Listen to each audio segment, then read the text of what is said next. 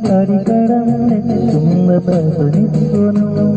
പിന്നെയും പിന്നെയും ആരോഗ്യനാവിന്റെ പടികടന്നെത്തുന്ന പവനിത്വനും പിന്നെയും പിന്നെയും ആരോഗ്യനാവുന്ന മൃദുമന്ത്രനും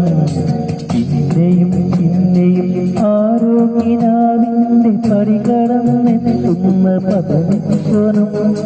പടികടന്നെത്തുന്ന പവനിത്വനും